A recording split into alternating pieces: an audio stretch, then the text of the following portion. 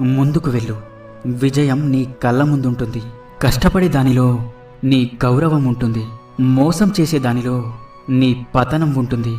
నువ్వు నిజాయితీగా ఉన్నంత వరకు ఒకరి ముందు నటించాల్సిన అవసరం లేదు. కొడుకు గుణం పెళ్లి తర్వాత తెలుస్తుంది. కూతురు గుణం వయసులో తెలుస్తుంది. భర్త గుణం భార్య అనారోగ్యంలో తెలుస్తుంది. భార్య గుణం భర్త పేదరికంలో తెలుస్తుంది. స్నేహితుని గుణం మనం కష్టంలో ఉన్నప్పుడు తెలుస్తుంది.